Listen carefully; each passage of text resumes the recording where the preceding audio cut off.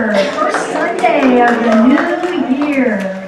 Yeah, everybody have a good holiday? Yes. All right, good. Well, I'm Reverend Jill Clements, and I am the founding senior minister here at Scottsdale Center for Spiritual Living. And we welcome you, everyone, wherever you may be on your spiritual journey. Know that you are welcome here. If you're with us for the very first time, we have a gift for you today.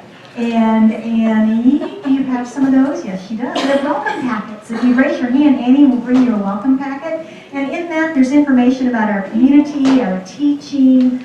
There's probably a Science of Mind magazine in there and all sorts of things. And if you've got questions, you can certainly see any of us after service or out in the lobby at the membership table. So this morning, we're going to be shaking things up a little bit throughout the year, just because. And today we have a new opening song for you. So the words are here. You have heard it once before, but we've got a new opening song. So please stand and let's sing our opening song.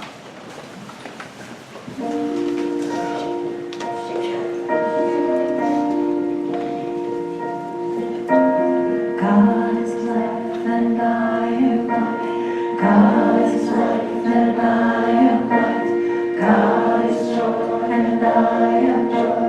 God is love and I am love. 2 times each line, sorry. And I am joy. God is joy and I am joy.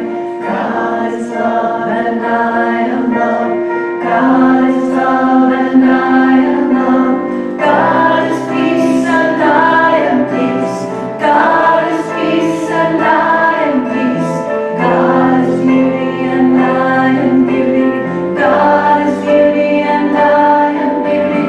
God is power and I am power.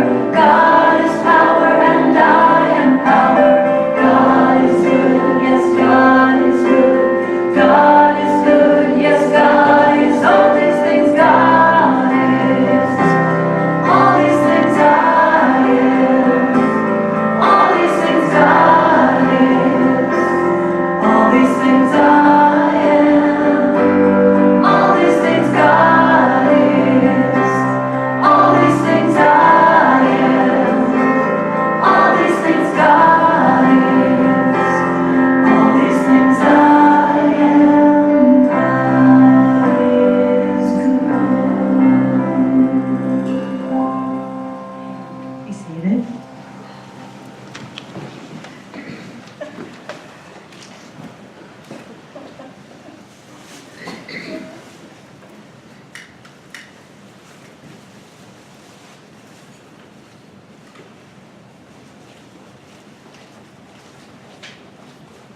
Good morning. Good morning.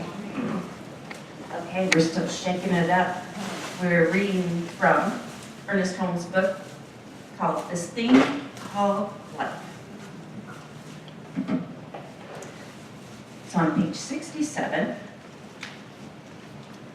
You exist that this power may have another, a unique outlet for its expression. The more life you express, the more of it flows through you. Therefore, every legitimate desire you have is the pushing of this power through you into its own self-expression.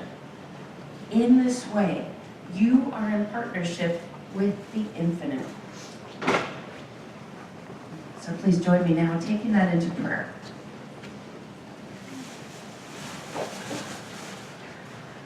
How good it is to know we are always in partnership with that one powerful life, the one life, that essence, life force energy that is all there is. It is the beauty, the grace, the magnificence, a sunrise, a sunset. It is all of this. It is infinite and endless goodness. Joy, peace, harmony, vibrant health. That is the truth. And this truth is in, through, and as each one of us. Oh, how good it is to know that we are this life. We are this magnificence. It is the truth of who we are.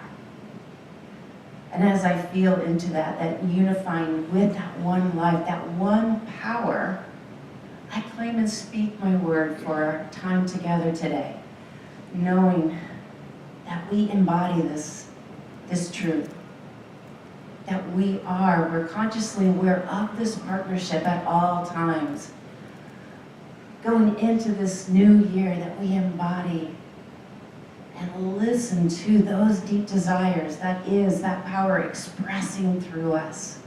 That we embody vibrant health and love and joy as we continue to express more of its light in and through each one of us.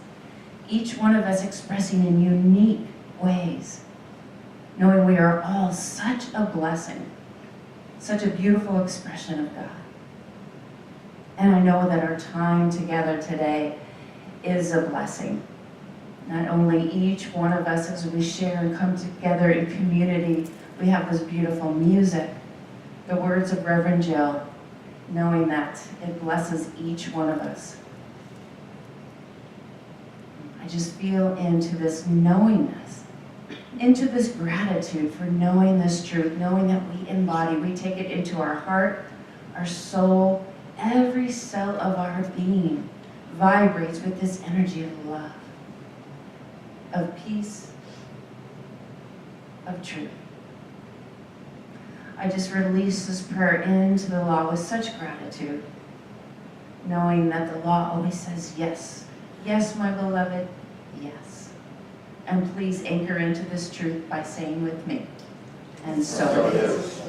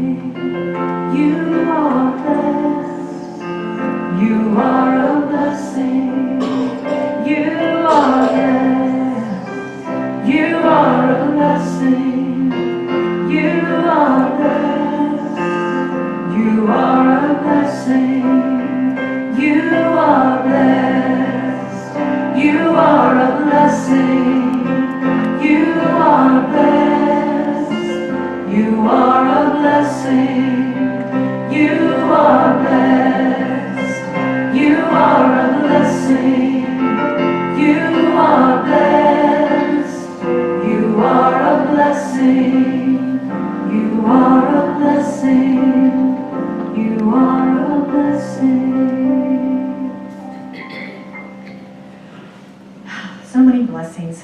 Yes, so many blessings. We are so blessed.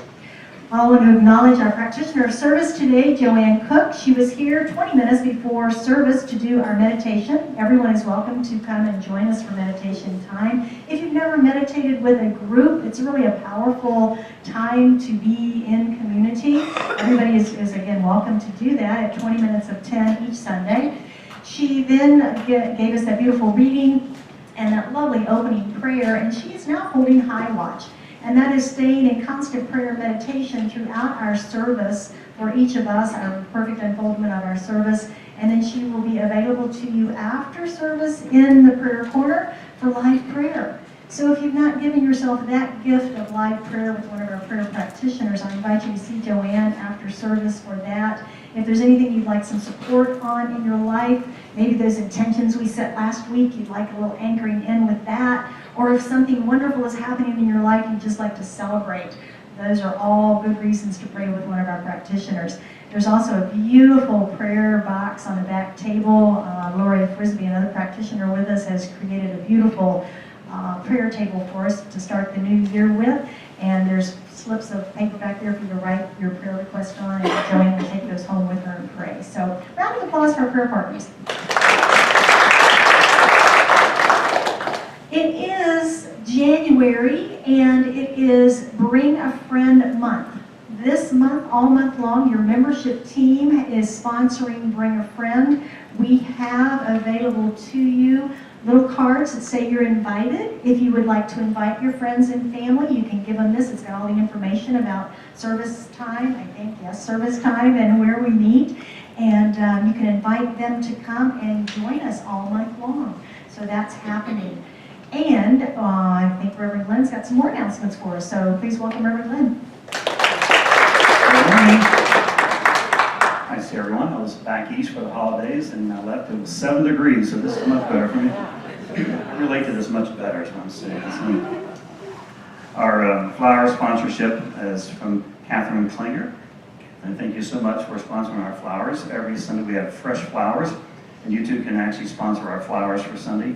You can simply go out to the membership table here and sign up for that. And we love that. We love having fresh flowers every Sunday, and ever since the center started, we've had that every Sunday, along with live music, so we like that continuation. So again, if you want to sponsor that for yourself or someone else, you can sign up at the membership table. Again, thank you, Catherine, for that.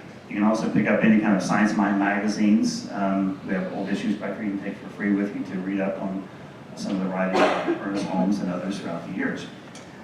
We had a great vision board workshop with Karen Russo last Wednesday. Who was there? I saw pictures. I saw Karen Russo was actually doing a Facebook Live thing from there. I saw Jill waving from the back and all kinds of things. So very quiet. I can think of no one better to start the new year with than Karen Russo and her boards and making the intentions for the new year. So I'm glad everybody had a great time with that. Hey, this Tuesday thing is a great time. We start our foundations class, which I'll be teaching with Joanne Cook and myself. And this is the first path of transformation. We've had some great signups, and the class it's the first step in the path of professional studies. It really gets to the very basics of science and mind. We're going to have a great time. It's 10 power-packed weeks, and it's a chance for all of us to grow and expand in our spirituality. Again, you can sign up today. There's a list over there at the membership table. Once again, sign up there. If you feel like you want to take this class, and I hope that you do, sign up today so we make sure we have a workbook, student workbook for you on Tuesday. We have some printed out now, but if you feel like you want to do this, sign up today, and we'll see you on Tuesday. We're going to have a great time. It's an amazing class, and what happens in these foundation classes often is that a group starts, and then they move to the next class together, then they move to the next class together. So it is about spiritual expansion of ourselves, but it's also about this fellowship that is created during this time. So again, they'll be starting this Tuesday. You can sign up at the membership table. We'd love to have you. This Wednesday, January 10th, join Reverend Jill for Wednesday Night Live. She continues her exploration of the Debbie Ford's book, The Right Questions, 10 Essential Questions to Guide You to an Extraordinary Life. And again, that's going to be this Wednesday night from 6:45 to 8:45 right here. A love offering is accepted for that. On Saturday, January 13th, Fun with Friends, we have an anniversary encore party.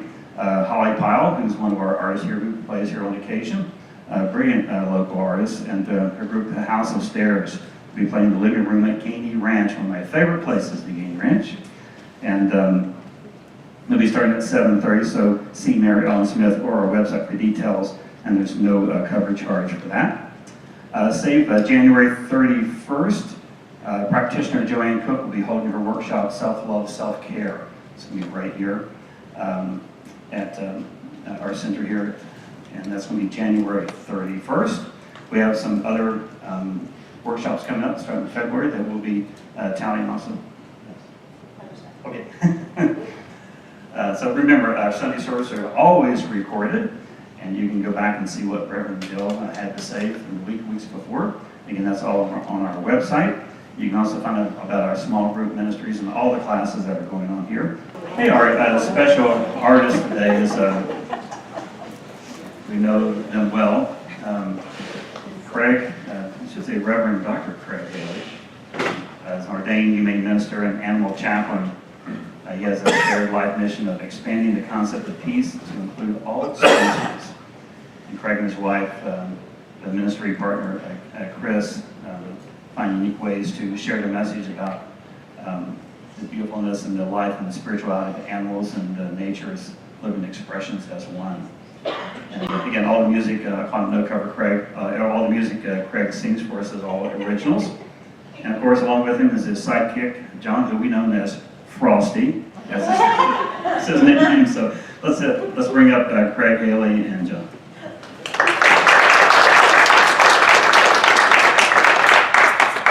What happens when you ask me to give you a nickname? We're very, very happy to be here. I see you started the new year with the best flu we could possibly find. We appreciate that. I mentioned earlier that I had no idea what Reverend Joe's message was for today until I got here.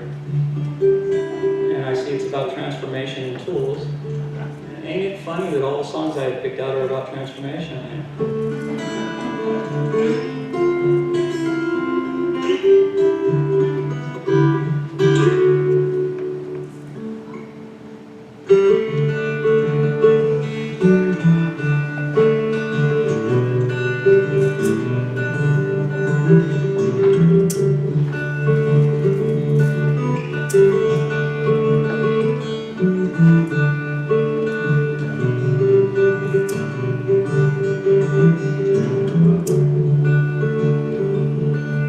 Love is kind of like a river, ever wide, flowing free, flowing through life's winding canyons, like it runs for you and me. So love is real and never ending. Life is just a passing chance. Thoughts of love in constant motion, you're inviting us to join the dance. Where the storms they may come, shadows they may fall, fill my empty heart up with their rain. And charge and never forward. River, she's just a float to quench my thirst, fill me up again.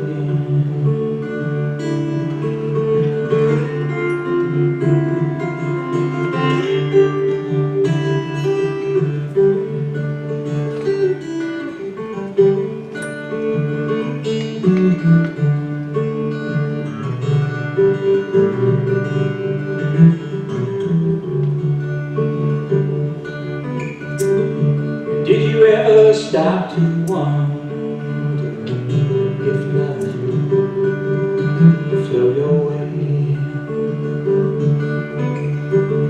You can hear the river whispering, there comes a brighter day,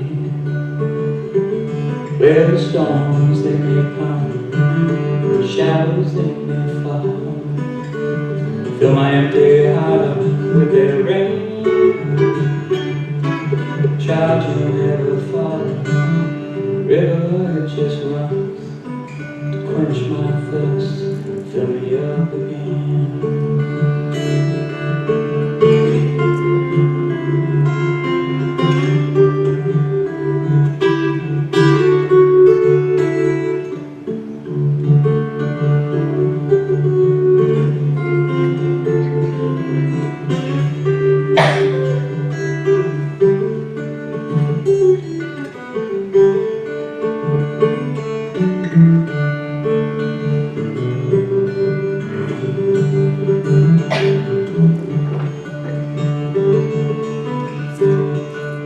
Don't forget the cycle of the river to the sea,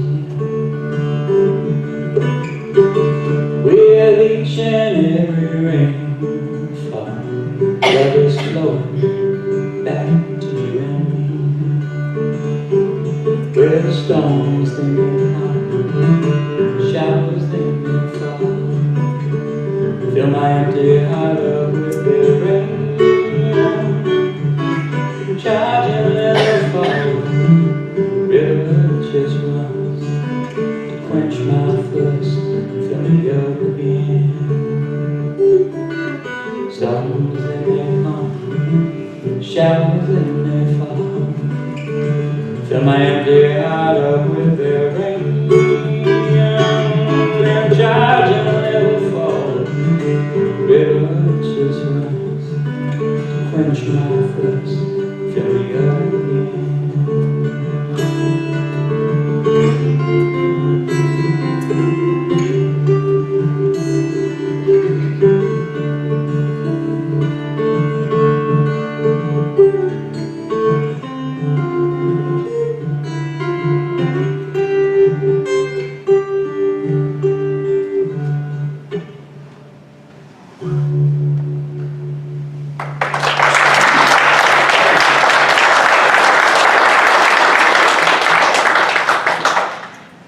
you, Craig and John. Beautiful.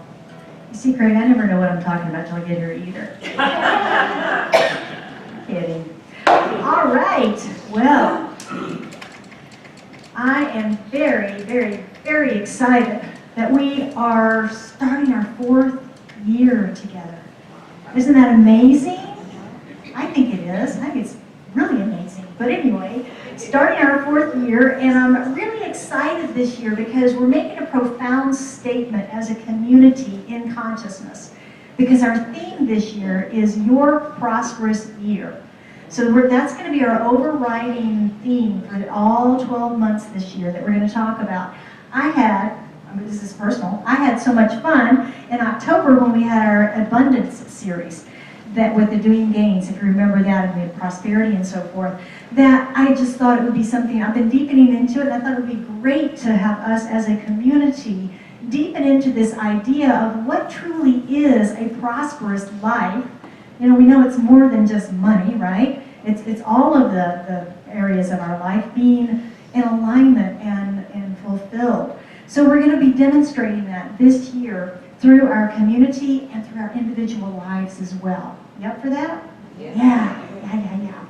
So we're going to start off in January like we usually do with the basics of the Science of Mind. That's kind of a tradition in our Science of Mind churches, where we start out with either the first 4 chapters of the Science of Mind textbook. Last year we did the What We Believe series, where we looked at the 12 core concepts that Dr. Holmes wrote about. This year we decided to do the basic ideas of the Science of Mind. Little bitty skinny book by Dr. Holmes that talks about just some of the basic concepts that we teach in our centers. So we're using this as our reference point this month. We have these available at our member table if you would like. They're like $10 each if you want to follow along with Reverend Glenn and I, because we're once again going to be sharing the messages this month. So a little back and forth with he and I throughout the month, so you get to hear more than just my voice this month. So with that, our first talk today is you and your mind. Just jump right in. You and your mind. So as we begin, I have a question for you. What is your definition of prosperity? What is your definition of prosperity? Now, I'm going to bet that each one in this room had a different thought, feeling, concept, idea that just came forward. We might have them all in those same buckets of career, success, money, relationship, health, whatever that might be, but within that, I think they're going to be everyone individual, because we're each an individual, right? We all have our own experiences through which we filter our perceptions of life.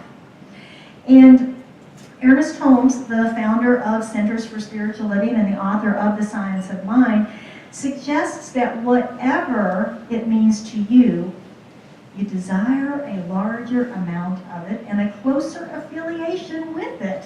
Yes? Of course, we would like to be a little more closely affiliated with that good that we consider to be our prosperity. He goes on to say, the ability to control my experiences and have them result in happiness, prosperity, and success lies in my own mind and my use of it. Wow. Lies in my own mind and my use of it.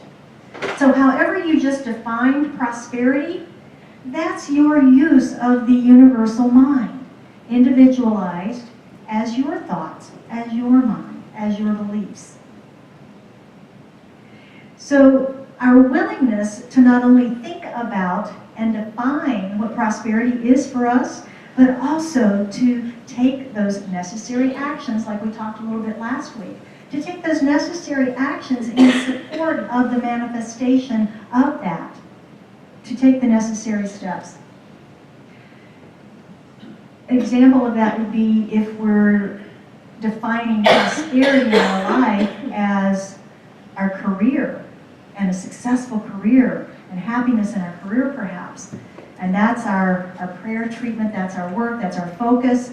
But on the other hand, we're over here tearing down the boss, tearing down the company, complaining. We're not in alignment, are we? We're not in alignment with what we're saying our truth is and what we're actually, the activities, the actions that we're taking. So we've got to be in alignment with that. So let's go back to last year. For those of you that were with us in the What We Believe series, those 12 concepts that we talked about, one of them says, we believe that the universal spirit, which is God, operates through a universal mind, which is the law of God, and that we're surrounded by this creative mind, which receives the direct impress of our thoughts and acts upon it. And we believe in the control of conditions through the power of this mind. Now that might be a new concept for some of us, or it might be one that you're still proving in your life. But I'm going to suggest that proving these principles is the key to creating that life that we desire. Ernest Holmes warned us about this in The Science of Mind, that we can intellectualize this teaching. And it would be like, I think I used the example of riding a bicycle in here once, where if we read all about how to ride a bicycle, but we never get on it, we're not applying the principles, right? We can know how to do it, but not apply the principles, not actually do the work. Another example that I've used before is the physical law of gravity. And we talk about how physical laws and spiritual laws pretty much operate similarly. Truth is truth, so to speak. And if we think about the physical law of gravity and we understand it, that allows us to then build drainage systems and sewer systems and things like that that actually work, right? We know which direction things need to flow. Well, the same is true in our spiritual life. When we learn the spiritual laws and we learn to apply them, understanding them helps us then begin to design our life that works, our life that flows. Same type of concept. And it starts with knowing what we desire. It starts with knowing what we desire, and in this case, our definition of prosperous living that we're going to be working with pretty much throughout the year. And its manifestation then is directly related to our beliefs, which are created by our thoughts. And those are the things we have control of, right? And then what we experience is mirrored back to us in the life that surrounds us. So in the beginning of this book, Dr. Holmes gives us a science lesson. He starts talking about Einstein's theory of relativity. Energy equals mass times the speed of light squared. You might know it as E equals mc squared. Anybody heard of that? Yeah. Well, it's fascinating when we really start looking at that scientific concept and our spiritual concept of creativity. Because what we're told is that we can't add or delete energy, and we can only change its form. Have you ever heard that? We only change the form of energy. The coal gets burned into fuel and then dissipates and gets back into the earth and all that kind of stuff. So energy is one of the names that we hear as a descriptor of the infinite presence. The energy field that surrounds us. God is all there is. God is all the energy, spirit, source, essence, presence. Whatever it is that we might call that greater than we are, that loving presence, whatever we might call it, doesn't really matter. What matters is what it means to us, isn't it? What is our personal relationship to that beloved presence? And I know that many people struggle with the word God. And as we were singing our opening song this morning, I thought about this and thought about what I was talking about. It's like, wow, I wonder if anybody's got a little twinge whenever we say the word God, because I know a lot of people do. And we try to sprinkle through spirit, source, essence, presence, universal mind is what Ernest Holmes used to always call it. But I'm going to suggest that because of the power of your mind, you can translate, when I say God, if that doesn't resonate, and the beloved, or love, or joy, or infinite mind, or the energy, whatever it is, just simply translate that in your own mind. Translate that and make it meaningful for you. So let's look a little more closely at this basic idea of our belief in prayer. Most faith traditions have some form of prayer, yes? Some form of prayer that they use. Many have a faith tradition where, a practice where they pray to something outside of themselves, and then the prayer is answered by that outside of themselves bringing the answer to them. In Science of Mind and many other faith traditions, we believe that the divine is within us, that we are of it, that we are of it.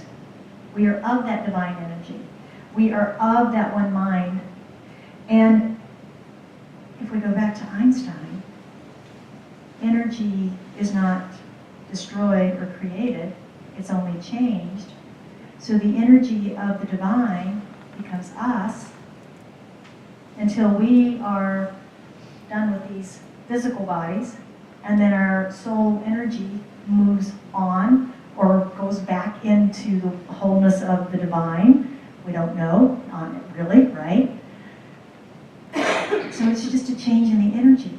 It's just a change in the form of the energy. If we go all the way back to the theory of relativity and the one energy of life. Interesting concepts. Interesting concepts. But I would suggest that if we can believe that everything is energy, if we can believe that, and that it's everywhere, cannot be created or destroyed, can only change its form, can we then begin to believe this? That we are of that same energy? Is there just a glimmer in there that begins to open us up a little bit to actually understand at a deep level that we are of that same substance, that same energy, that same source of beingness?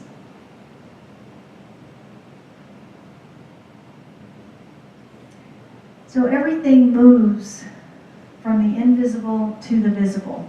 And we use the example of my music stand a million times, but it's a good one. That it was first the idea in someone's mind, probably because they had a need, right? I can't stand here and sing and hold my music. I need to put it on something, right? So there was a need, and out of that need came the answer through the divine idea of something in mind. And then from mind came the drawing, perhaps, or the sketch of what it could look like. And then it came to someone physically creating it. And then here we have it here today. But it came from that idea into form. And we are the divine idea of God in form. And as Ernest Holmes used to always say, there is a power for good in the universe. And you can use it. You can use it. So with that, I'm going to segue to Reverend Lynn, who's going to talk to us about this concept and our health. Thank you, Jill. You know, at the core of this learning that we do in Science of Mind, it really is learning about ourselves and looking at our thoughts and how our thoughts create our world, that it's nothing out there creating it for us, that we are creating it ourselves to it. And early on in this learning, we learned the three important words. Thoughts are things. We would agree with that, right? Thoughts are things. What we think, we actually materializes in our world. So nowhere is this work more important, I think, than in our health. Ernest Holmes called health the great need of humanity. The great need of humanity. So we all want to feel good. We all want to live prosperous life. We want to be flexible in the body. We want to walk. We want to run. We want to think clearly. So the divine presence works through us as us in this body that we have. So again, no more important work to do than the science of mind work in our health. You know, the body is an amazing thing. If you thought about it, I think we take it for granted, by the way. So our body, I think it's been estimated, our brains can hold 2.5 million gigabytes of information, right? So my little laptop computer back there holds 250 just 250. So bigger laptops can hold 500 or so. So our minds can actually, we can actually, I think it was a process and run 3 videos for 300 years in our minds. We can actually remember that. Our noses smell 50,000 smells. Quite amazing. Our brains have 86 billion cells. And by the time I say this next sentence, our bodies have killed 50,000 cells and replaced 50,000 new ones. And we just did that. So the body is an amazing thing. And it kind of reminds, it never stops, by the way. If we're sleeping, the body is still working, right? It's working on the circulation of the blood, the elimination. It's all doing this thing. It kind of reminds me of what's that company in Tempe called LifeLock, where they do the scan of the internet and everything going on. Your body's doing this at all times, taking care of itself. That's nothing that you don't have to sit in and say, I want my blood to circulate now. It is just naturally doing that. So it's running on itself and always monitoring itself. So life has given us a body to live and a mind to think. A body to live and a mind to think. Ernest Holmes, back in the early 1900s, spoke often of a thing, what he called the mental diet. Have you heard of that term before? It's called a mental diet. And at that time, people thought he was a little bit crazy, but he started doing more talks in the 30s and 40s. He would say, in the 1900s, early 1900s of the century, I was talking about a mental diet. Now it's not so crazy anymore, right? So when he talks about a mental diet, is meaning that, for instance, I can go down the street here and pass, the burger joint, and In-N-Out Burger, right? And then I can go to Grab Greens instead, right? So in many ways, this is what we do with our thoughts. So we can actually have these positive thoughts and be on a mental diet of positive thoughts, knowing that if we stop, at In-N-Out Burger, probably not the best, maybe healthy as far as our body, as far as eating for us.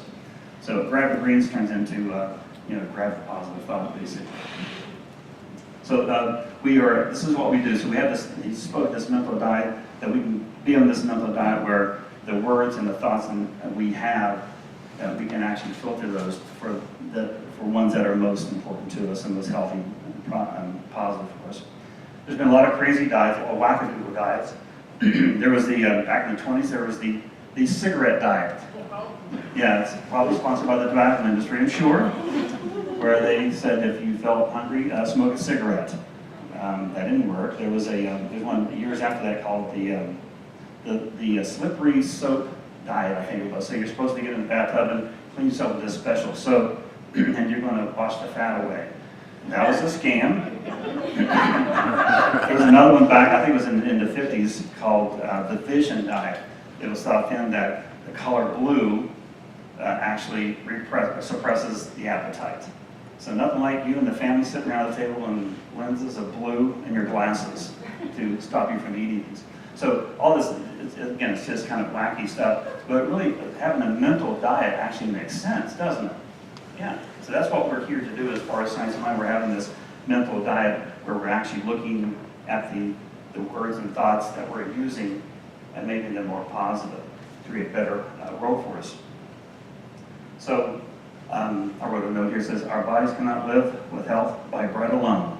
So it's our thoughts that are doing this, right? So where there's body circulation and there's blood circulation, there needs to be a spiritual circulation in the body to keep us healthy. Ernest Holmes talks about in his book, Basic Ideas, that mind responds to mind. And what he means to this is the great words of Jesus, who said, it's done to you as you believe. So what we believe, what we think, is what we produce in our bodies and in our world itself. Ernest Holmes wrote, this is from the textbook, a normal, healthy mind reflects itself in a healthy body. Pretty simple, isn't it? So we have healthy thoughts, our bodies will be healthy also. So, Ernest Holmes spoke a lot about this. He says, we're not into the denial of the body. So if we're having an affliction, say we're having the flu or a bad cold or something, we're not going to deny that that is happening. This is really happening. But it's actually not the truth of who we are. Many people would ask him about physicians and pills and things of that sort. He would say, God is in physician, the pill, and the prayer, and the prognosis. It's all those. So we're not denying that this is actually happening in the body. We're saying that's not the actual divine truth of who you are. So a physician can certainly help us, their God also. They can certainly help us in a mechanical way with surgeries and medications. But unless you have this circulation, this spiritualization of the body, you cannot have permanent healing, right? So the doctors and medication can do so much, and they're good stuff. I mean, science has advanced things to the point where they do amazing things medically, correct? New knees, new shoulders, and all kinds of stuff going on, heart pumps. Another guy usually has a heart pump. He's had it in like 20 years, and it's still ticking, going on. And he told me how much it cost too, by the way. I don't know why he did that, but he did. And so these amazing things are happening in science, and that's a beautiful thing, because that is God also. And they come to the point where then it's up to, a doctor cannot heal a cut. Our bodies heal our own cuts, right? You ever have a cut and you see it there and slowly it changes and changes till you can't see it anymore. This is what our bodies do. As I mentioned, I was back home here during the holidays. Always interesting to go back east, and there are folks there who do not believe thoughts are things, all right? I'll just say that right now in a very nice, kind way. And there were some interesting conversations that I was privy to. There was a couple where one person was saying, everybody at work has the sickness, I know I'm going to get it, I'm sitting there going, oh my gosh. And just letting them have the experience, and, or what's another one? Every time someone gets sick at work, I get it. And I can probably tell you, the universe is saying, okay, here's the flu for a week. There you go, you got it, congratulations. Here's your prize. So, and just interesting conversations, and it's really hard for me to I'm loving meeting them in the moment, and loving them right there, saying, wow, can you change that around a little bit? There was a good friend of mine that was getting ready to climb Kilimanjaro in February. And he turned 60 last year. And I was at this Christmas party at my mom's house, and there was a gentleman there who asked him about Kilimanjaro. What's it like? What's it going to be like? Why are you doing this? Why are you doing this? And he said, again, he just turned 60. His dad died when he was 65, I believe, of an ailment. And another friend just died when he was 62 in the family. And he said, this is, I'm just really trying to make the most of life right now, which I understand, I get that part. But it had a tinge of, there's a family gene and I'm afraid of it, is what it felt like to me. And I spoke to him later and said, that you don't have to be a slave to this story. You don't have to be a slave to this family gene. You can make this what it is.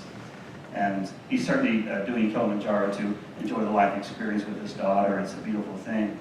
And I think he's slowly changing, looking at that, the reason, the story behind it, why he's doing this, because it comes from a very fearful place, in many places with him. So, interesting conversation. I do have a friend here in town who, this has been about a year ago, was diagnosed with a growth in her body. And a friend of hers who was steeped in this teaching spoke to her and said, I know that you can shrink this down to the size of a pea. Now, the reason why she chose a pea is because this person had this ailment that was going on, loved peas. So she thought she can really relate to what a pea, the size of a pea is, And so the friend did that, and within 2 weeks, it shrunk down to a pea. It was really made an easy, removed it, and she was okay. So it was a way for her to relate to what the size of a pea is. So it's really our thoughts are creating this, and our thoughts can heal this also at the very same time. So some key things to remember. What can we do about this? What can we do if we have a cold, or how can we have this all? Ernest Holmes talks in this book about habits, creating habits.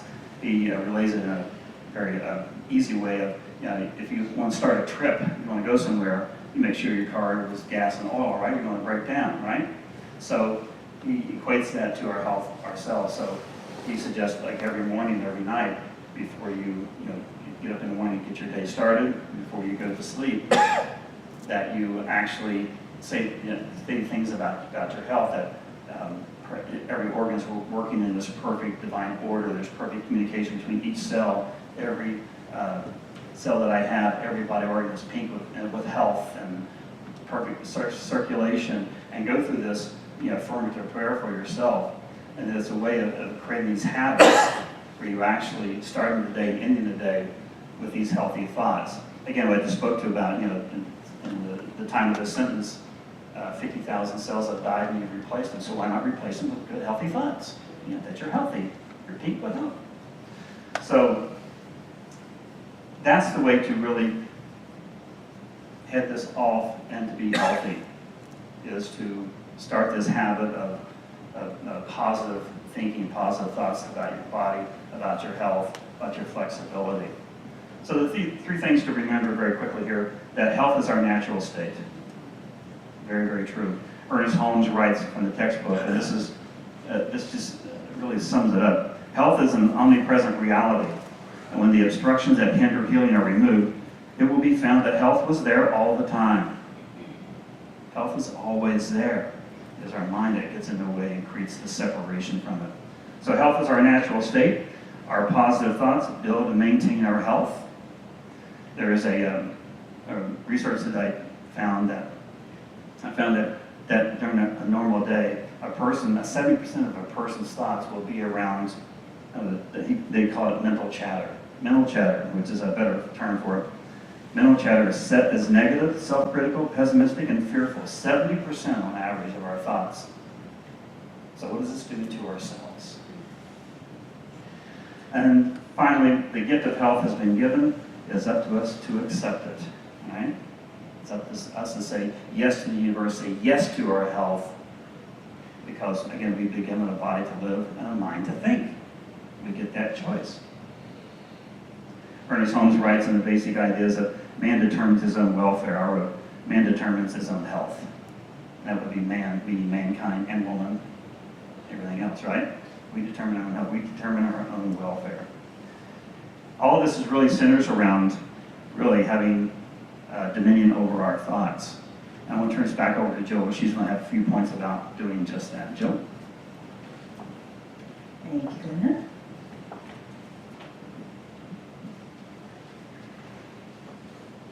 So Holmes writes in there that he references the Genesis story about mankind having dominion over their thoughts. And that's usually related to the idea that man is the superior life form on the planet and has control over the animals. But if we think about that metaphysically, I think it means that we are learning to have the control over our thoughts and our conditions, over our thinking and our conditions. Have you ever heard anybody go, or maybe we've heard it intimately, my mind is running away from me? Anybody ever say that? Ever think that? I just can't stop these thoughts. I hear about meditation all the time. I can't meditate, there's so much chatter, I can't. But who's chattering? We do have control over what we think. We do have control over what we think. And one way that we can practice is through habits. And Reverend Glenn mentioned that a little bit in his piece of the talk. We have these habits of thinking. And I think his reference was 70% are kind of pessimistic during the day, or underlying chatter. That's a big percentage, isn't it? It's a big percentage. But the science of mind is a teaching of positivity, of affirmative thinking, of optimism. So consider, what are your predominant thoughts or your tendency of thinking? Are you less than 70% on the negative side? 60? 50-50? Do you ever notice? Ever catch yourself complaining? In a rant, complaining? I do. Yeah. It's like, whoa, that is not taking me where I want to go. Get off of that bus, right? Wrong bus. Wrong bus. So, are you cheerful? I love that word. That's an Ernest Holmes word. He always talks about being cheerful of personality. And if we're cheerful and optimistic, positive, are you thankful? Are you grateful? You come from that place.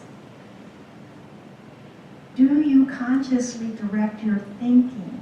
And when you're off track, do you course correct, like the airplanes that go on the long journeys, they're always course correcting?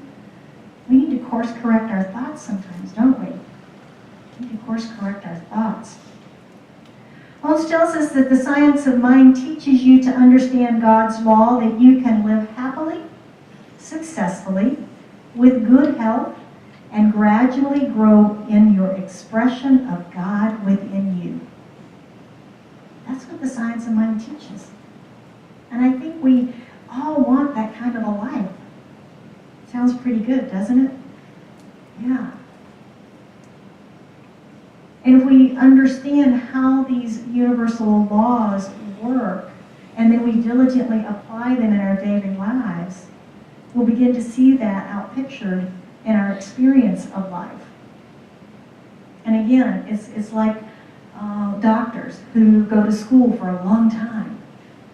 But then they have to do that residency program, the hands-on stuff, don't they? Or think about, anybody have a friend that knows all the rules of sports but can't throw a ball? Yeah? Yeah, there's a lot of people that know all of the rules of a game, but they don't have the athleticism. They don't have the skills to play the game, but they know the rules of the game. And that again is that intellectualizing and not applying. And that's the key with our principles, is to apply them to our lives. The things that Reverend Glenn suggested. Imagine how your life might transform if you did that practice every day of blessing your own body, of blessing and acknowledging every cell in your body, every morning when you wake up, every evening before you go to sleep. Imagine.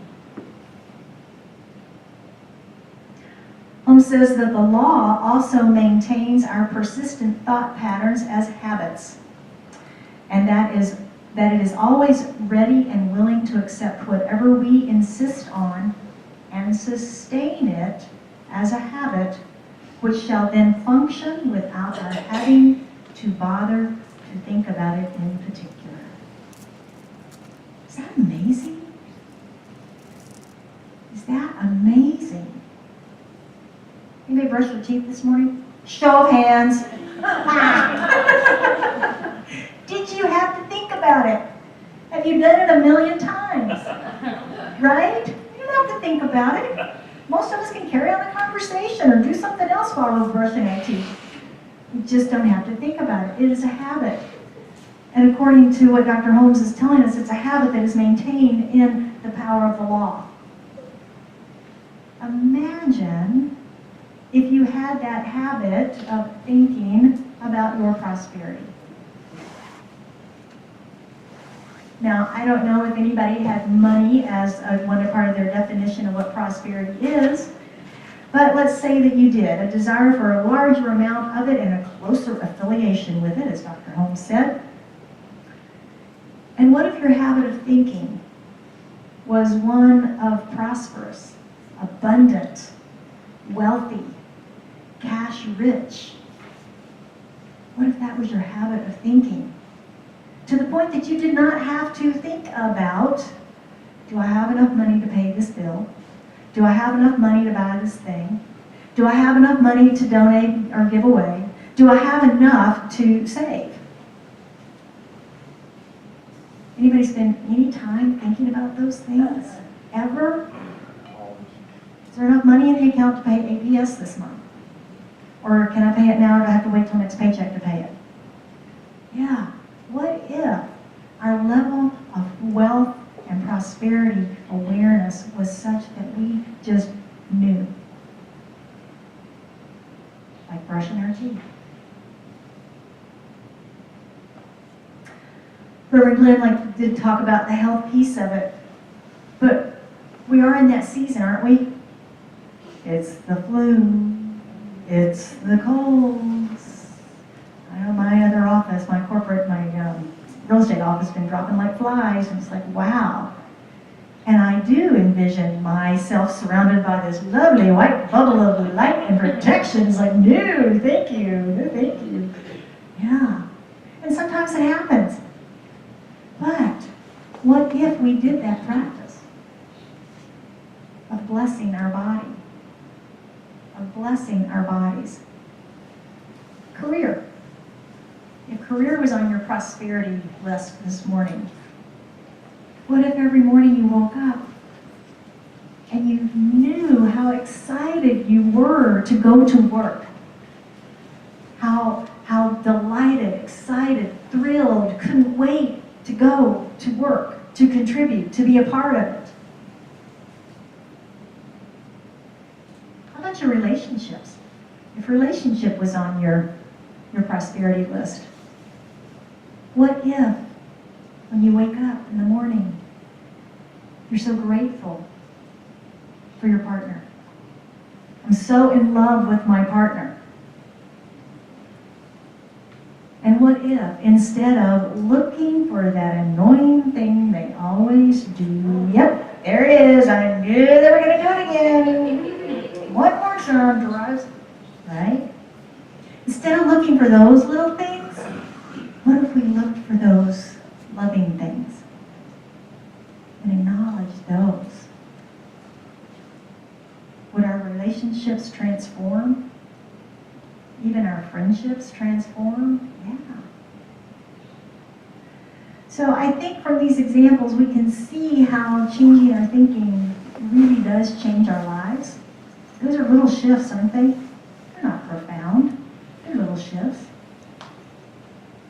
Just little practices, little tools of transformation in our lives that we can all do. Easy.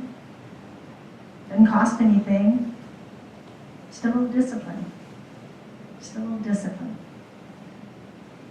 So let's look at some ways that we might become more prosperous this week as we look at our practicing the principles. Number 1, put the law to work for you. It's ready, willing, and able. Put it to work. This is the time, particularly in this first Sunday, the first of the new year, the first month of the new year. We've just set those intentions.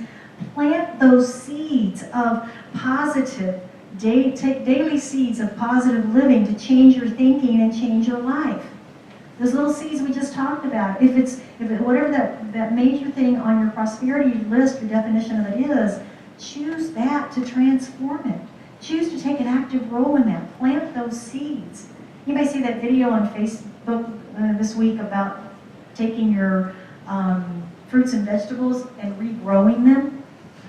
You saw it? Yeah, it's pretty fascinating. The first one, they cut a potato in half, and then they set it in water or whatever, but then you can replant and regrow. They were showing how to grow strawberries from the little bitty tiny seeds. It was pretty fascinating, but that's what we do. We plant these seeds in thought, and the same thing, we wait and watch them grow as well. Number 2, monitor your own thinking. I can do it through your conversation, but you can do it in your mind. So, monitor your own thinking. Check in with yourself periodically. See what percentage of your thinking. Are you at 70% like most people? Is that what it was? Most people? I don't think you're most people. I think you're a lot less than 70%. But we need to look at it to see, don't we? Monitor your thoughts. Be mindful and course correct when you find that you've gone astray. Because that's how we continue to bring ourselves back. And number 3, manifest better health. Clean up your act. Clean up your act. Don't have enemies. That was one of the major points Dr. Holmes made. Don't have enemies. Now, we might think of enemies as the bad guys or something like that.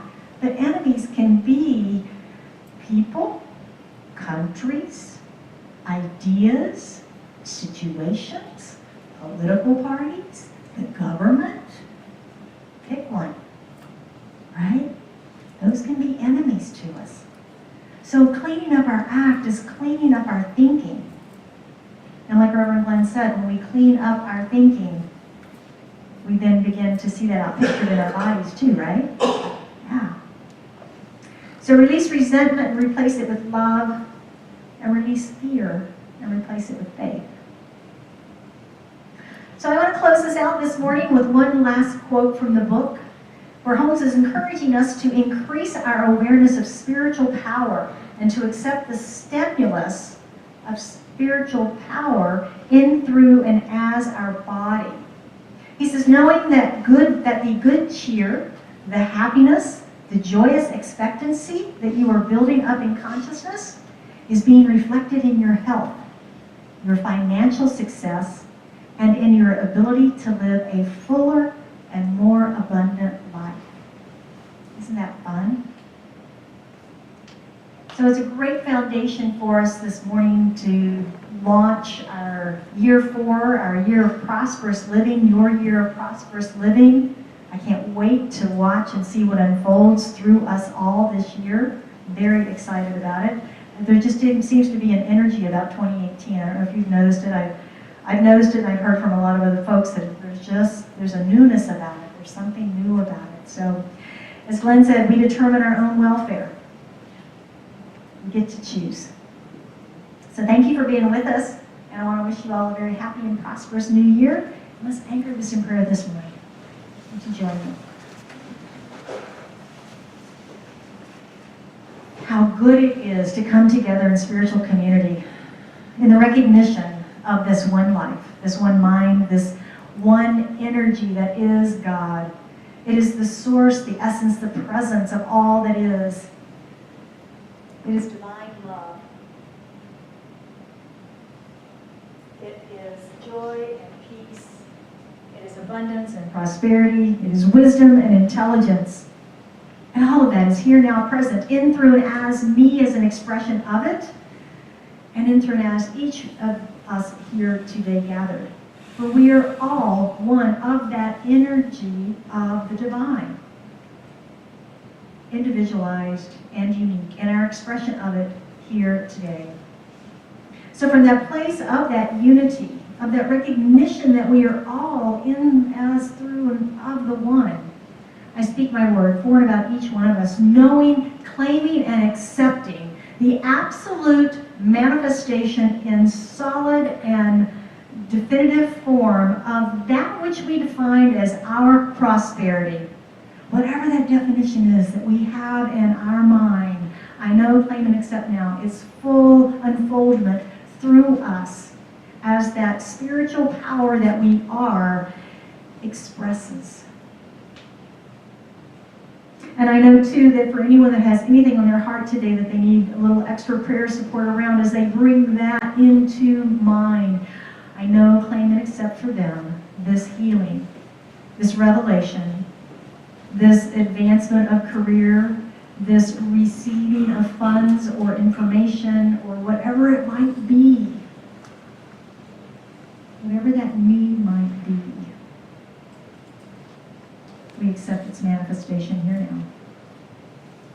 So how grateful I am for this knowing, for this manifestation of this prayer, as I just joyfully, cheerfully release this into that activity of the one mind, into that activity of the law, into that activity of the universal energy that brings forth all manifestation, changing that energy into this new form that we choose to experience. So I release it, I let it be, and we affirm together by saying, and so it is. Thank you. I have a quick question about the 76 billion brain cells. Does that count for those of us that are children of the 60s? I heard you have a foundations class going. This is about my foundations class. It took a while for me to find this fine philosophy. Gonna try to sing about what it means to me. Until I get you, it's funny you could write this song too. I'm on a lifelong journey to write the science of mind blues. Gotta write those blues. Cause I've been a Catholic, and a Baptist, and a charismatic Christian too. Served slow and old to find the word that's true. And then one day, new thought came knocking at my door.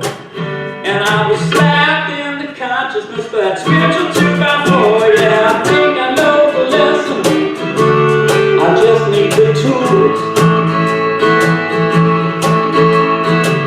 So I've got to write some signs of my blues.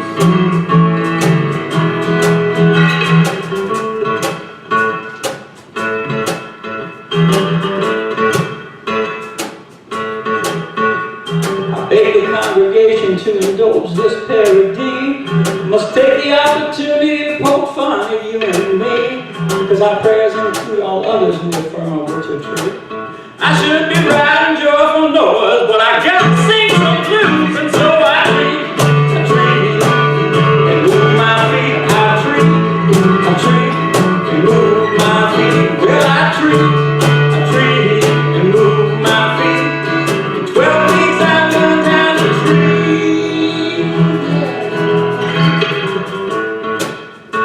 Still 12 weeks long? Should be.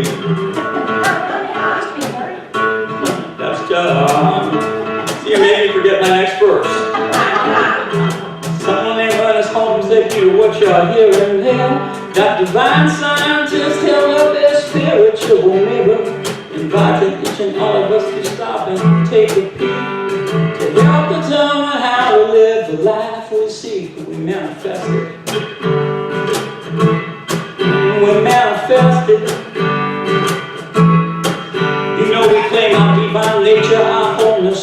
We're the one. We affirm our prosperity. We don't judge right or wrong. We don't proselytize or criticize or spend time counting sins. We analyze, philosophize. When we're done, we do it again, and we treat and move our feet. Say we treat and move our feet. Yeah, we treat and move our feet. Reverend Jill Wilson knows how to treat. Said you treat and move your feet. Treat and move your feet. You thought the song was over, didn't you?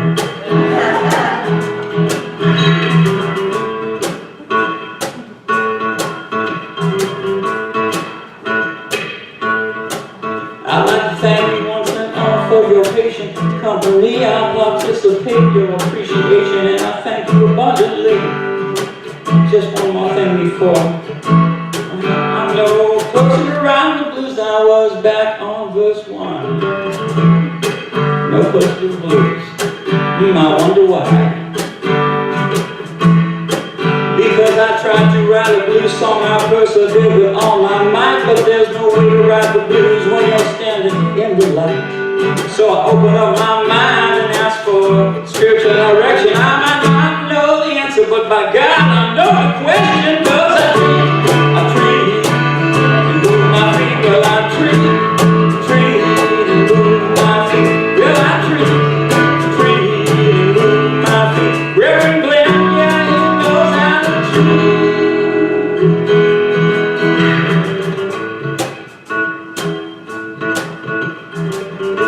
Barry, when's this song gonna end soon, I promise. So if you've been slain in the spirit and you talk in tongues too, check out those core concepts and that try you can do. Just one more thing before my mind starts to run. Be ever so earnest. There's, you know where I'm going with this. There's no one like home.